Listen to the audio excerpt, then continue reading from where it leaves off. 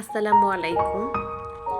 দেখাবো কিভাবে এক কালার কাপড়ে বা শাল চাদরে ব্লক প্রিন্ট করা যায়, হ্যান্ড পেইন্ট করা যায় এবং ডলার বসানো যায়। আমি এখানে চারকোনা ডলার বসিয়েছি এবং ডলারটা আমি কি সুতা দিয়ে করে বসিয়েছি এবং কিভাবে করেছি এবং এই ব্লক প্রিন্টগুলো বাড়িতেই আমি করেছি। আমি ব্লক করার জন্য সবজি ব্যবহার করেছি।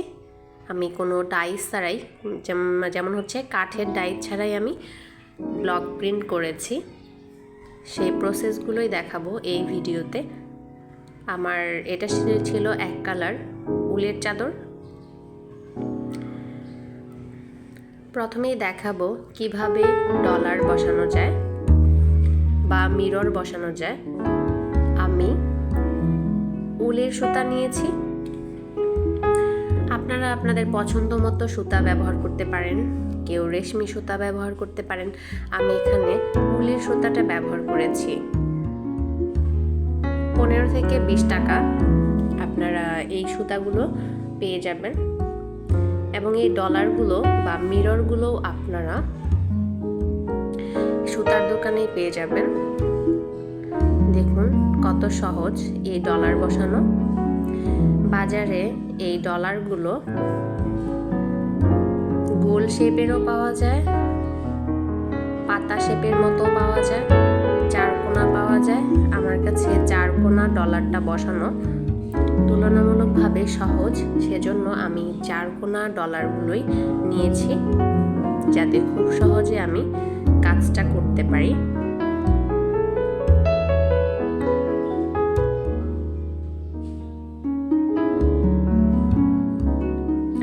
এভাবে করে আমার সম্পূর্ণ বা যতটুকুতে আমি ডলার বসাবো বসিয়ে নিয়েছি।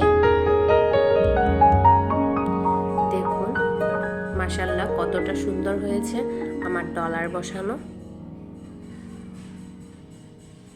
আপনারা চাইলে এই ডলারগুলোতে হালকা আঠা দিয়ে বসিয়ে নিয়ে তারপর সুতা দিয়ে আটকে দিতে পারেন। আমি রং নিয়েছি, ব্লকের জন্য রং নিয়েছি রেডি অ্যাক্রামিন। এই অ্যাক্রামিন রঙগুলো আপনারা যে কোনো দোকানে বা অনলাইনে পেয়ে যাবেন।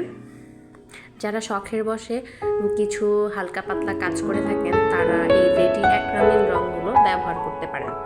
আমি এখানে লাল রঙের সাথে সাদা রঙটা মিশিয়ে নিয়েছি, কারণ লালটা ছিল বেশি গাঢ়।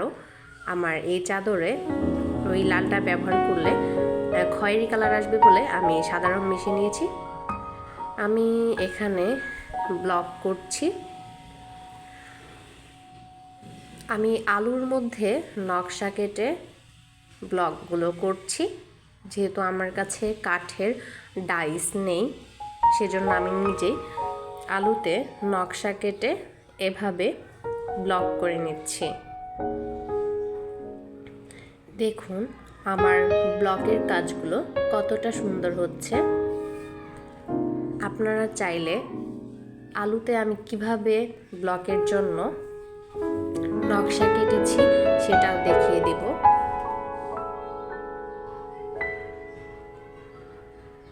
মাশাআল্লাহ আমার ব্লক করাগুলো অনেক সুন্দর হচ্ছে। আপনারা দেখতেই পাবেন চাদরটা কতটা সুন্দর হয়েছে।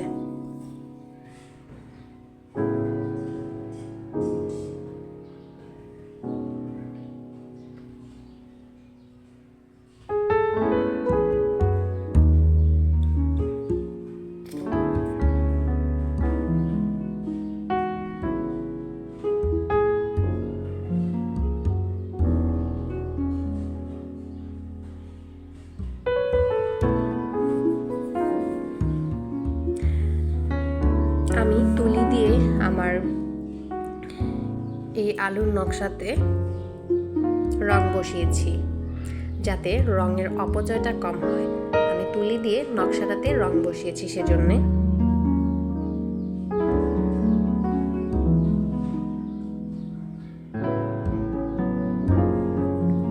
আমার এই নকশা করাটা রেডি। আমি এই মিররগুলো যে লাগিয়েছি, এই মিররের দিকগুলোতে আমি হ্যান্ড পেইন্ট করে নেব। এখানে আমি ব্লক করব না, আপনারা আপনারা চাইলে আপনাদের পছন্দ মতো ব্লক বা হ্যান্ড পেইন্ট করে নিতে পারেন।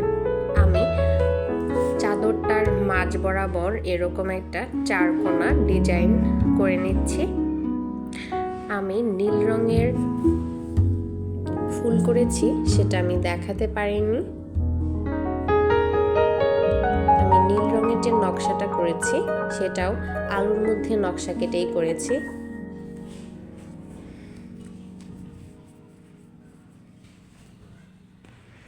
আমার এই নকশাটা করা মোটামুটি শেষের দিকে। এখন আমি মাঝখানে হ্যান্ড পেইন্ট করে নিচ্ছি। আপনারা আমার এই চাদর থেকে মোটামুটি ধারণা নিয়ে আপনাদের পছন্দ মতো ব্লক প্রিন্ট বা হ্যান্ড পেইন্ট করে নিতে পারেন। এতে শালের চাদরগুলো ভিন্নতা আসে। এই চাদরগুলো সচরাচর দোকানে কিনতেও পাওয়া যায় না।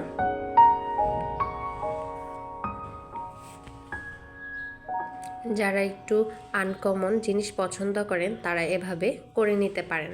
এছাড়াও আপনারা জামাতে, পাজামাতে, আপনাদের ঘরের প্রয়োজনীয় আসবাবপত্রের জিনিসগুলোতেও এভাবে ব্লক বা হ্যান্ড পেইন্ট করে নিতে পারেন। টি টেবিলের জন্য আপনারা কাপড়টাতে এভাবে হ্যান্ড পেইন্ট, ব্লক প্রিন্ট করে নিতে পারেন। দেখুন কতটা সুন্দর হয়েছে আমার হ্যান্ড পেইন্টটা। আমার এই নকশাটা মোটামুটি শেষ। আমার চাদরে পেইন্ট করাটা শেষ। আমি আপনাদের ডলারের পাশে হ্যান্ড পেইন্টটা দেখাতে পারিনি। আপনারা আপনাদের পছন্দ মতো ফুল এঁকে নিতে পারেন। আমার ভিডিওটি যদি আপনাদের একটু হলেও ভালো লেগে থাকে অবশ্যই লাইক করে দিবেন। এছাড়া আমার চ্যানেলটি সাবস্ক্রাইব করে দিবেন।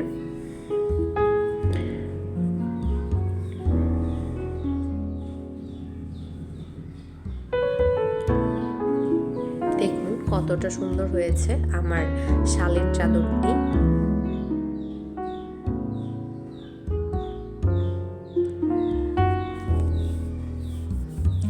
অবশ্যই ব্লক প্রিন্ট করা কাপড় রোদে ভালোভাবে শুকিয়ে ব্যবহার করবেন এবং ধোয়ার সময় বেশি ঘষাঘষি করে ধুবেন না, এতে করে রংটা নষ্ট হবে না।